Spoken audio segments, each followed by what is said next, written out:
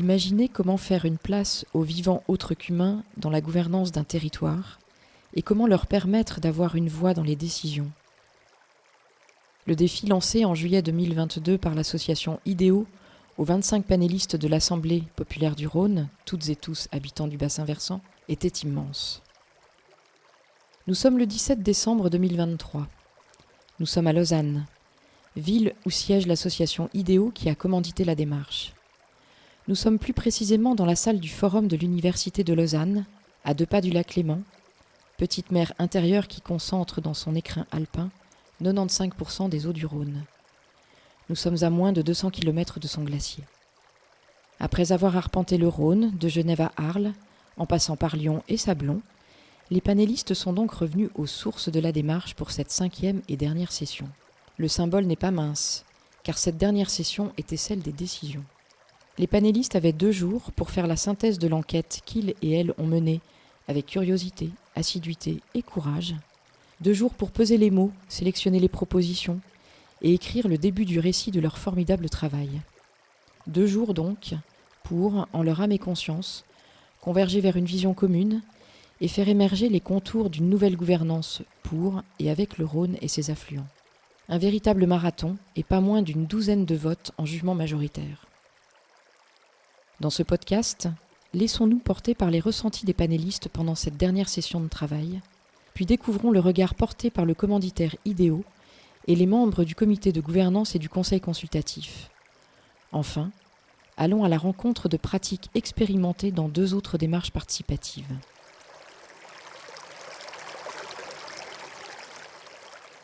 Pour commencer, écoutons les panélistes raconter comment ils et elles se sont sentis pendant cette 5e session, entre joie et solennité. Alors Daniel, panéliste. Alors l'aventure dans son ensemble, c'était une aventure très enrichissante au niveau des rencontres, des visites des différentes villes et des lieux, des organisations, associations et autres qu'on a vues, experts aussi. C'est surtout ça que je garde. Après, sur le tranché, je pense qu'être décidé, ça, je pense qu'on l'a fait assez bien. Et donc, on arrive maintenant à avoir des décisions. C'est difficile de savoir ce que ça va donner, mine de rien, parce que je n'ai pas la vue d'ensemble. Ça reste encore quelque chose à découvrir. Alors, Mariana, panéliste l'APR. Pour cette dernière session, il fallait quand même sélectionner pour pouvoir aussi trouver un consensus. Et ce que j'ai apprécié, justement, par rapport à cette méthodologie de travail, c'est qu'on a eu tous notre mot à dire. Et c'est justement ce que je ressens, c'est que ce n'est pas frustrant, parce qu'on a pu s'exprimer et prendre en compte toutes nos idées. Séverine, panéliste. Pour moi, c'était une très belle aventure, très enrichissante, pleine de partage. Faire des choix, c'est toujours assez compliqué, surtout quand on ressent le poids d'une responsabilité. On a pu bénéficier d'une technique de vote où chacun peut s'exprimer assez librement. On espère qu'on fait les meilleurs choix pour l'avenir. Alors c'est Nadira, panéliste. Là on arrive à la dernière session. En fait, moi j'ai vécu personnellement une formidable aventure où j'ai appris tout un tas de choses. Et c'est vrai que là je vois la fin qui arrive et je suis tiraillée entre 2 sentiments. La joie d'avoir enfin accompli, d'avoir terminé ce travail et d'avoir accompli ce qu'on nous a demandé. C'est une satisfaction et puis aussi je suis un peu triste parce que du coup je vais devoir quitter tous les autres amis panélistes et puis l'équipe de facilitation avec lesquels on a travaillé au cours de ces dernières sessions. Donc, je m'appelle Marine, je suis panéliste. Ce que je retiens, c'est une aventure humaine assez folle, je trouve. J'ai beaucoup de tendresse pour tout ce qui s'est passé dans ce cadre-là, aussi bien d'un point de vue, je dirais, de la lutte écologique, écologiste. C'est super intéressant parce que quand on est un peu dans ces milieux-là, on est souvent un peu dans une bulle. On se conforte un peu tous et toutes dans nos idées. Parce qu'on se raccroche à des gens qui partagent nos opinions, ce qui est normal et ce qui fait du bien aussi dans le quotidien. Mais là, c'est aussi une expérience totalement différente parce qu'on vient tous et toutes d'endroits différents, d'un cadre de vie différent aussi. La seule chose qui nous relie, c'est le Rhône. Et en fait, on se rend compte que malgré ces différences d'opinion, du coup aussi, parce que forcément on a des vécus différents, on arrive à, alors pas tomber d'accord, mais à des résultats. Et en fait, c'est super intéressant aussi de se remettre en question et de voir ce que l'autre, qui a totalement un autre avis que nous apporte. Voilà, c'est ce que j'ai envie de retenir. Alors bonjour, je m'appelle Laure, je suis panéliste. Pour moi, cette aventure, ça aurait été un grand moment de découvrir des gens de tout horizon. Genre, je leur aurais vraiment jamais parlé si on n'avait pas été dans le même panel. Ça agrandit mes horizons, je dirais. Et je pense que c'est vraiment que dans ce cadre-là qu'on peut rencontrer autant de gens différents et arriver à collaborer et à mener à bien un projet. Donc c'était vraiment génial. Et je suis vraiment très triste que ce soit fini, en vrai. C'était la première fois où on a vraiment dû voter pour faire des choix qui étaient ensuite inscrits. Mais ça a été aussi, en même temps d'être soulageant, c'était aussi en même temps un peu frustrant. Parce que j'avais pas forcément le même avis que tout le monde. Et des fois, on comprend pas trop les choix que certaines autres personnes font. Alors que quand on discutait en petit groupe, on était un petit peu tous du même avis. Et là, quand on est vraiment tous ensemble, on voit qu'il y a des avis qui sont pas les mêmes que les nôtres. Du coup, d'un côté, c'est frustrant, mais de l'autre côté, on apprend ce que c'est la démocratie. Georges, moi je suis un vrai Rhodanien, parce que je suis né à Lyon, j'ai fait mes études à Mâcon, c'est la Saône, mais bon c'est pareil, enfin c'est un affluent. Ensuite j'ai travaillé 13 ans à Martigues, Bouches-du-Rhône, et maintenant je suis à Genève, donc je le suis depuis le début. Donc c'était intéressant de participer, j'étais motivé. Bonjour, je m'appelle Valérie et je pense que le Rhône sera fier de nous plus tard. Moi c'est Aymen, panéliste. C'était comme une aventure au fil de l'eau finalement, où on a apporté les idées, les réflexions, on a débattu, on s'est forgé un collectif commun avec des idées communes, avec une vision commune à apporter pour construire finalement cette vision de protéger le Rhône, de protéger son environnement, tout ce qui tourne autour de l'écosystème du Rhône. Et je trouve ça vraiment super, quoi. Jada, panéliste, aventure incroyable. C'est vrai que je ne m'attendais pas à tout ce qui allait nous attendre et tout ce qu'on a pu abattre comme travail là, ces derniers mois. Ouais, grosse intensité, un petit peu inattendue, mais bon, je trouve qu'on a quand même fait du bon boulot et c'était incroyable, même ces rencontres, donc c'est vrai que c'était top, quoi. Une grande découverte, la possibilité aussi de débattre sur peut-être des thématiques que j'aurais jamais imaginées et aussi rencontrer tout un tas de personnes de différents horizons et de visions différentes par rapport à la mienne aussi. Jean-Christophe, une très belle aventure, le fait, comme disait Christine, de débattre sur des thèmes dont on n'a pas l'habitude et puis une belle expérience humaine où j'ai rencontré des gens fortement sympathiques. Ouais. Donc Christelle, panéliste, j'ai vécu cette aventure comme quelque chose de très, très nouvelle, très éprouvante à certains moments. On a eu beaucoup de témoignages qui ont été assez forts et assez constructifs également. Mais c'était une très belle aventure, quelque chose que je ne regrette absolument pas et que je renouvellerais si l'occasion s'en faisait sentir. C'est un bond en avant qu'on a fait aujourd'hui. Ça nous a permis d'avancer, de poser des conditions, de poser des mots sur tout ce sur quoi nous avons travaillé ces dernières sessions et vraiment de voir l'aboutissement d'un long travail. Alors Manu, panéliste, c'était une aventure merveilleuse, 17 mois précisément. Quand j'ai vu le mail mardi qui marquait session finale, Lausanne, j'ai eu un petit pincement au cœur, j'avoue, je suis assez triste que cette aventure se finisse. On a fait un travail colossal et on a appris à se connaître et à travailler sur plein d'outils et dans le respect les uns des autres et la bienveillance. Du coup, je pense que j'ai appris aussi énormément sur moi à communiquer et à pouvoir aussi débattre de façon intéressante. Déjà avec la 4e session à Arles, on a vu qu'on se rapprochait d'une idée commune qui correspondait à tout le monde.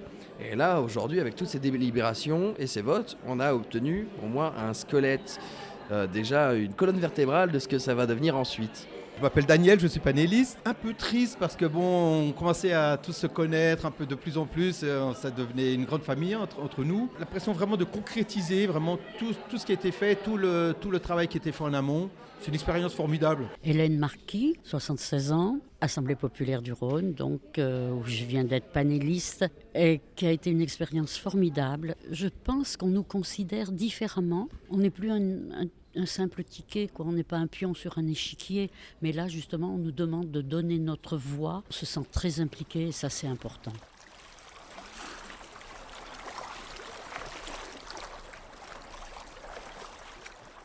Cette dernière étape ouvre déjà les horizons. Suivons comment l'association IDEO, commanditaire de l'Assemblée populaire du Rhône, et les membres du comité de gouvernance et du conseil consultatif se projettent dans la suite de l'histoire. Frédéric Pitaval, directeur de l'association IDEO et commanditaire de la démarche de l'Assemblée populaire du Rhône. Alors donc cette 5e session qui s'est déroulée à Lausanne marque finalement la fin de cette démarche qui a débuté pour nous en novembre 2021 et pour les panélistes aussi. C'était une longue aventure et qui a été formidable en fait parce que on a pu voir toute la progression, tout l'engagement de ce panel finalement tiré au sort, représentant les habitantes et les habitants du bassin versant qui sont venus, on se souvient, à Lyon pour la première fois où on s'est rencontrés physiquement, avec un peu de curiosité, avec des attentes, et puis finalement très vite ils se sont accaparés la problématique, ils se sont accaparés le mandat qu'on leur avait soumis, à savoir finalement comment le Rhône allait pouvoir faire entendre sa voix. Et puis de session en session, de curiosité en curiosité, d'enquête en enquête, à chaque session, on arrive aujourd'hui à faire ils arrivent aujourd'hui à faire un formidable travail qui va marquer un document fondateur, une intention fondatrice pour pouvoir finalement envisager, imaginer une nouvelle gouvernance pour le fleuve Rhône, mais à cela de différence, c'est que c'est initié par la société civile, initié par ses habitantes et ses habitants, et ça n'a jamais été fait. On était curieux de le faire, parfois même stressé de le faire, mais on est très très très très content de là où on arrive. Eh bien, je m'appelle Guy Culza, je suis membre du conseil consultatif. Au titre notamment d'ancien de la Convention citoyenne pour le climat, ça c'est pas neutre. Moi je partirais du changement de l'équipe d'animation qu'on a entre la session d'Arles et puis la session de Lausanne d'aujourd'hui. On a vraiment deux fonctionnements tout à fait différents avec cette session qui a été une session de prise de décision, une session de validation finalement. J'avais un petit peu peur, j'avais des craintes au départ que le fond ne soit pas présent et qu'on reste sur de la forme avec des propositions ou des décisions qui soient uniquement abstraites. Grâce finalement, je crois, à la volonté du panel, à la maîtrise, je pense, de l'animation et à l'implication du conseil consultatif et du comité de gouvernance, j'ai pu constater qu'il y a maintenant du fond dans cette session, dans ces décisions, dans ces votes. Il y a du fond, il y a vraiment matière aujourd'hui à écrire un récit, un véritable récit qui soit complet et qui apporte quelque chose de nouveau à la gouvernance du Rhône, puisque ça va être le sujet, c'est la gouvernance du Rhône. Je suis très optimiste. Voilà. Oui, donc je suis Jean-Louis, membre du CC. Comment je me projette dans la restitution ? Je suis rempli par la question de l'utilité de tout ce qu'on fait, quoi. À quoi ça sert ? Et si je me mets à la place de quelqu'un qui va venir assister à la restitution, il peut avoir une curiosité. Les gens, je pense en général, quand on leur parle de l'APR, ils ont une espèce de gourmandise. C'est quoi ce truc ? C'est étonnant, c'est excitant, qu'est-ce que ça peut bien donner ? Ils peuvent aussi avoir une réserve en se disant c'est quoi ce truc ? Vous faites des réunions, ça a l'air cool, mais à quoi ça sert ? Je rêve que la restitution apporte du concret, apporte des solutions, apporte des choses, des directions pour la suite. Ce qu'il y a à faire entre maintenant et la restitution, pour moi, c'est de traduire tout ça dans du concret. Imaginons, je viens à la restitution, je suis habitant d'un territoire, j'ai un problème, je découvre une pollution, qu'est-ce qui se passe ? Et à quoi cette nouvelle chose là qui va être créée par l'APR, en quoi ça va m'aider ? Alors je peux imaginer, ça peut m'apporter des réseaux auprès des médias, ça peut m'apporter de l'ingénierie juridique ou autre, ça peut m'apporter des exemples d'autres luttes ailleurs qui vont me montrer comment il faut que je fasse pour lutter dans mon territoire à moi. Ça peut m'apporter des tas de choses, mais on est évidemment aujourd'hui très loin de la réponse à toutes les questions que je viens de poser. Donc je pense qu'on a un énorme travail. Je sais très bien aussi que toutes ces questions ne seront pas résolues d'ici le 15 mars, mais je pense qu'il faut qu'on aille vers au moins des esquisses de réponses. Caroline, membre du conseil consultatif. Comment je me projette sur cette restitution qui se prépare ? Pour moi, il y a plusieurs temps. Le premier temps, c'est un moment de mise en récit de cette trajectoire, du parcours qui a été réalisé par les participants, de l'enquête et des enquêtes finalement qu'ils ont pu réaliser étape par étape. Donc c'est déjà un premier point important, notamment pour IDEO, pour pouvoir vraiment mettre en place cette mise en récit qui va préparer la restitution. C'est aussi ce moment de partage aussi et de valorisation de ce parcours au mois de mars pour pouvoir vraiment restituer les travaux. Et 2 ans de travaux, c'est aussi un moment important. Donc ça, je pense, un moment très émotionnel pour les participants, mais aussi, je pense, pour les membres de la gouvernance.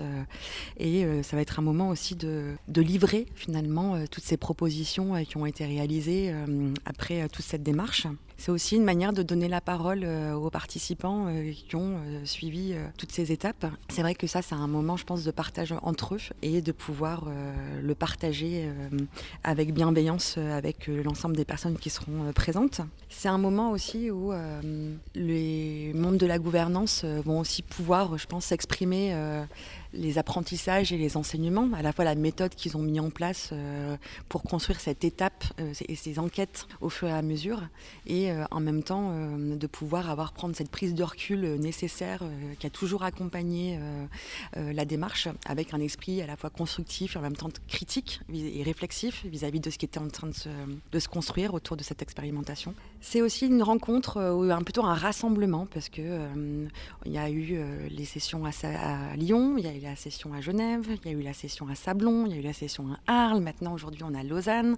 Du coup, c'est le moment de rassemblement de toutes ces personnes qui nous ont donné du temps, qui ont offert aux participants leur expérience, qui ont ouvert leur territoire pour pouvoir les accueillir.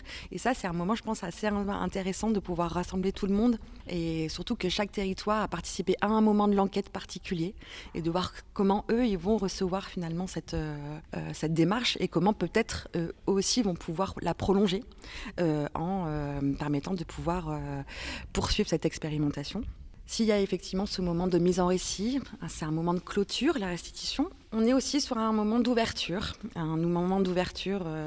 vers le public, mais aussi un moment d'ouverture vers d'autres horizons. Et ça, c'est, je pense, une autre histoire qui se réécrira, et ce sera du coup à IDEO de la poursuivre. Corto Fajal, donc je suis membre du comité de gouvernance. Donc là, on aborde un peu la dernière phase de construction et de fabrication un peu de la philosophie, l'esprit, des moyens, donc de l'esprit de l'Assemblée populaire du Rhône et de ce que ça peut devenir. Pour l'instant, depuis, on va dire, 5 sessions, on imagine ça en interne, on rêve entre nous. Et la prochaine étape est la première étape d'externalisation du processus, c'est-à-dire qu'on va le confronter à un public. On va devoir le restituer, le raconter, l'expliquer, le faire désirer aussi.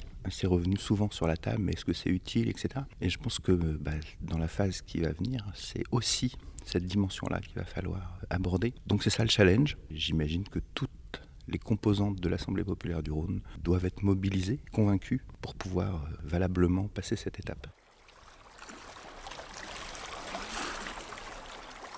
À l'heure des choix, comment garder le sens d'une démarche participative et maintenir la cohésion au sein du groupe citoyen ? Immergeons-nous dans le récit de 2 autres démarches et découvrons quelques bonnes pratiques mises à l'œuvre. Donc, je m'appelle Yvan Chalène-Berger. Mon métier, c'est de faire de la facilitation, de la formation, de l'accompagnement d'équipe, c'est tout ce qui est dynamique de groupe, pour aider les personnes à s'organiser ensemble, à prendre des décisions, ce genre de choses. Donc, on travaille sur la gouvernance collective, la gestion collective de projets, ce genre de choses-là. Et des fois, c'est à l'échelle d'une petite équipe, d'une association, d'une entreprise, d'une commune, et parfois à l'échelle d'un bassin versant. Là, en l'occurrence, le bassin versant du Rhône. Là, on intervient sur le mandat de l'Assemblée populaire du Rhône, donc on a une vingtaine de participants, et puis l'idée, c'est de les aider à cheminer, à avoir des réflexions, à faire émerger des idées. Donc il y a des phases d'émergence, et ça, c'est une partie de ce qu'on accompagne sur les groupes. Et puis une autre partie qui est aussi importante et technique, c'est de réussir à faire converger, c'est-à-dire qu'il y a plein d'idées, c'est bien joli, mais des fois il s'agit de réussir à faire que des fois on n'en garde qu'une, voilà. Et puis il y a peut-être 20, 50, 100 idées, et puis on n'en garde qu'une. Des fois on en garde plusieurs, voilà. Et on les accompagne sur ce processus.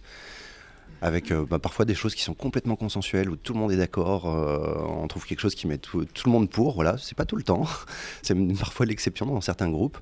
Et puis parfois on a des choses où on est beaucoup plus tranché, avec des participants qui pensent que... Il y en a 50% qui pensent qu'un truc est génial et les autres que ça va pas. Et des fois, ça, c'est la meilleure solution, c'est la moins pire. Donc voilà, c'est très variable ce qu'on arrive à faire avec les groupes. On essaie de faire ça avec le plus de douceur aussi au niveau des humains. Donc on a un petit peu 2 enjeux, c'est accompagner, réussir à produire quelque chose ensemble, faire avancer les choses. Et puis en même temps, c'est plein d'humains et de réussir à faire ça avec le plus de bienveillance, de douceur possible. Alors, un exemple de bonne pratique que j'ai pu avoir au niveau des pratiques démocratiques, donc, parce que des fois on intervient auprès des organisations, des équipes et tout ça, mais là c'est une pratique sur une commune. On a une petite commune d'une vallée de l'Arve qui avait envie de faire plus de démocratie participative. Ça fait partie d'un mandat. Ils s'étaient engagés en tant que nouvelle équipe à la mairie pour faire ça. Et puis ils ont essayé de commencer à faire ça par eux-mêmes, avec une enquête auprès des citoyens, qu'est-ce qu'on pourrait faire ici pour l'avenir de la commune. Et puis ils ont fait appel à nous parce qu'ils se sont rendus compte qu'ils avaient un petit peu de mal à fédérer, à faire animer les séquences avec des personnes. Et puis du coup on a animé des petites séances où on a permis aux personnes de rêver sur certaines thématiques, de pouvoir exprimer des choses qu'elles trouvaient qui étaient bien, des choses qu'elles trouvaient qui étaient moins bien, de pouvoir trouver des pistes d'amélioration. Et du coup, ils ont listé plein de choses qui étaient possibles de faire. Donc ça, c'était des phases d'émergence. Et puis ensuite, on a fait des systèmes de vote avec du jugement majoritaire où on a pu voter sur chaque proposition, chaque rêve qui avait émergé pour essayer de voir quels étaient vraiment les rêves qui étaient portés par l'ensemble des citoyens présents. Parce qu'à savoir, la commune, c'était une commune avec 2000 personnes et en fait, ils ont essayé de fédérer un maximum de personnes à participer et ils ont eu 50 personnes. Pour eux, c'était un peu dur de voir qu'il n'y avait que 50 personnes, puis en même temps, c'était déjà un beau succès et les décisions qui ont été prises ont été vraiment mises en application par la suite. Voilà, donc c'était des bonnes pratiques. En l'occurrence, c'est un village en montagne. Ils avaient des enjeux de savoir s'ils gardaient une station de ski ouverte à notre époque. Et avec les citoyens, ils ont décidé de fermer la station de ski et de passer sur d'autres choses, avec d'autres modes de tourisme et d'autres choses comme ça. Voilà. Bonjour, je suis Nicolas Croquet, je fais partie du conseil consultatif de l'Assemblée populaire du Rhône, mais dans la vie, je m'occupe aussi beaucoup de participation citoyenne. Je suis consultant sous le nom de la Courroie de transmission et j'utilise aussi beaucoup l'aspect artistique, culturel dans ces projets de participation, notamment dans le cadre d'un dispositif qui s'appelle le sismographe. Alors si je devais donner un exemple de bonne pratique, ou en tout cas de projet ou d'action qui peut faire écho à ce que vivent peut-être les panélistes aujourd'hui dans le cadre de l'Assemblée populaire du Rhône, je parlerais peut-être d'un projet en cours, d'une action en cours, dans le cadre du dispositif le sismographe, avec la ville de Meyrin. Alors le sismographe, juste pour rappeler, pour expliquer un petit peu ce que c'est un dispositif, c'est un concept qui part du principe que l'art est un vecteur du commun, de ce qui nous relie, et qui se réfère aux 3 principales manifestations de la culture, à savoir l'art, la technique et le langage. Donc chaque action du dispositif le sismographe fait l'objet de plusieurs collaborations avec des universités, des collectifs d'artistes, des médiateurs, médiatrices, et traite de thématiques culturelles, sociétales, à travers 3 prismes, artistiques, citoyens et scientifique. Donc cette posture fait écho aux ambitions du service de la culture de la ville de Meyrin, qui souhaite développer et stimuler la participation culturelle sur le territoire de la ville, co-construit avec des partenaires de terrain et mettre en place une politique d'accessibilité, on va dire, à la culture, de permettre l'accès à toute personne, mais aussi des gens qui souhaitent y prendre part à la programmation culturelle de leur propre ville, et y compris à avoir accès à leur propre culture. Pour ce faire, on a créé un comité de pilotage avec le service culturel de la ville et l'équipe du dispositif le sismographe pour inviter des habitants, des habitantes, les associations, mais aussi d'autres services, le service de l'urbanisme ou le service social, à réfléchir ensemble aux différents enjeux, à quoi on doit répondre, quels sont les besoins en termes de participation culturelle à l'échelle de différents quartiers et aussi à l'échelle de toute la ville, et puis ensemble de se dire, voilà, ce dispositif de participation culturelle doit répondre à tel point, tel point, tel point, et il doit le faire de telle manière ou de telle manière. On a mis des ateliers participatifs en place et puis des outils aussi de démocratie directe, que tout le monde puisse délibérer et puis prendre des décisions. À l'issue de ce premier processus de co-construction qui a duré déjà 4 mois, eh bien on est en capacité de savoir quelle est la mission, la vision, à quoi va répondre ce dispositif de participation culturelle, mais aussi quelle gouvernance il va avoir et son architecture, comment il va pouvoir fonctionner. Donc c'est pas seulement le penser en tant que concept de dispositif, mais aussi qu'il soit opérant. Et maintenant on se donne 18 mois pour le fabriquer.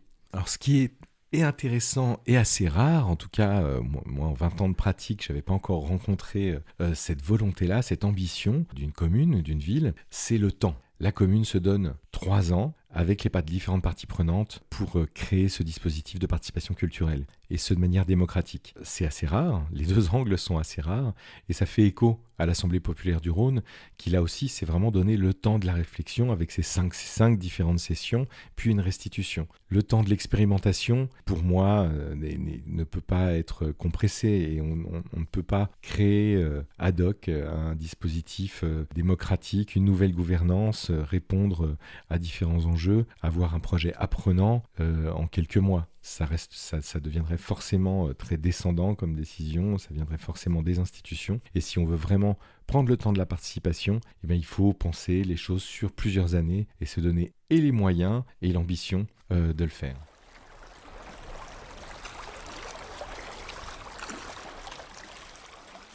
Au fil de l'eau, au fil du Rhône. La salle déjà déserte du forum de l'Université de Lausanne résonne encore de toutes les conversations, de tous les votes et de tous les espoirs suscités par l'Assemblée populaire du Rhône. La suite, ce sera le 15 mars 2024, à Lausanne, lors de la restitution publique des travaux et des conclusions de la démarche. Mais avant cela, restons encore un peu dans l'intensité de la dernière session, le temps de quelques pépites sonores.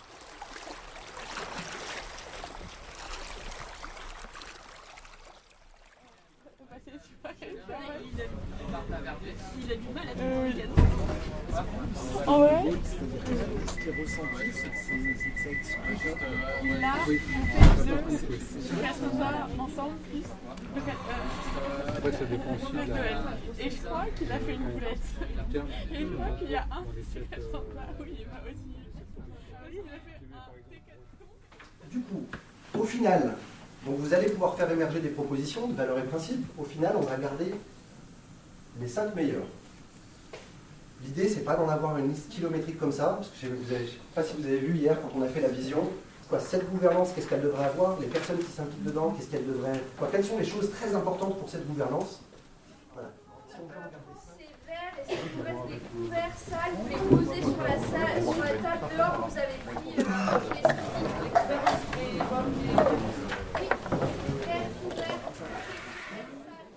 et après confronter un petit peu leur vision de la gouvernance idéale, mais qui intégrerait l'activation, la composition, etc. Et après, tu sais, eux-mêmes l'ont dit, c'était parce que c'était quelque part les 4 propositions, c'était ça déjà. D'accord. Ah ouais, bon, écoute, il fallait en passer par là. Fébrile, à 18h30, je franchis le cap des 75 ans.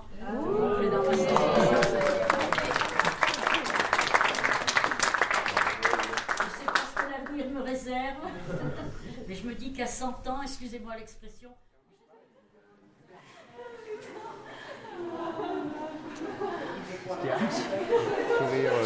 Je fonds à l'intérieur, il n'y a plus rien à l'intérieur, je suis plus une enveloppe. Oui, non, c'était...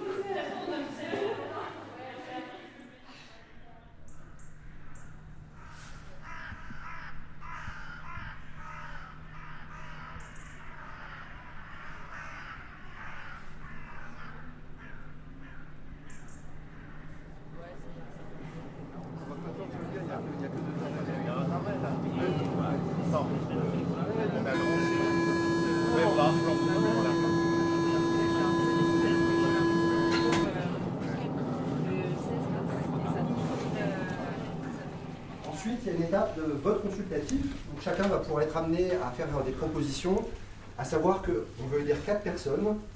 Et là, vous pourrez voter pour 2. Donc, vous ne pouvez pas voter ni pour... Donc, Volontiers, les dernières personnes qui votent, si vous pouvez dire une fois que vous avez voté.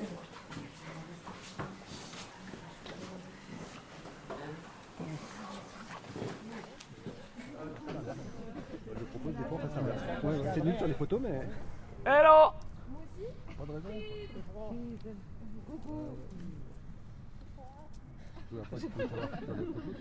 Qu'est-ce qu'il fait là? Une photo.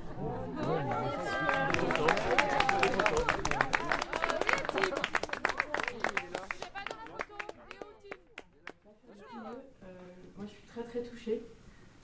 Ça a été une aventure, c'est toujours une aventure qui a été longue, qui a été enthousiasmante, qui a été excitante, qui a été inspirante. En fait, vous êtes extrêmement inspirant.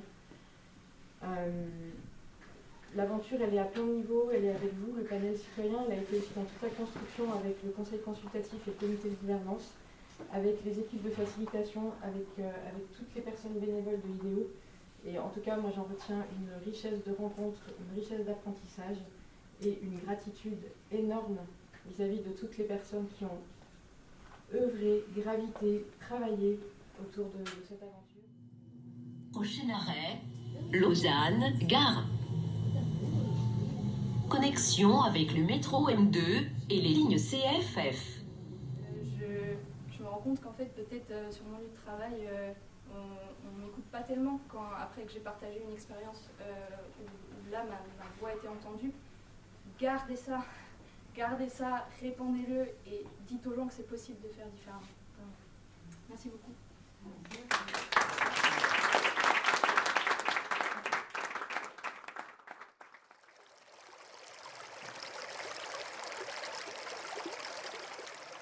Vous avez écouté un podcast de l'Assemblée populaire du Rhône, édité par l'association IDEO, narration Laure Bonnevie, une réalisation La Courroie de Transmission, Pragmademia. Nous remercions pour leur soutien dans l'organisation de la session 5 de l'Assemblée populaire du Rhône, la Fondation Terre Solidaire, la Fondation de France, la Fondation Lénards, la Fondation Zoein, le service participation citoyenne de l'Office de l'urbanisme du canton de Genève, le centre de compétences en durabilité de l'Université de Lausanne.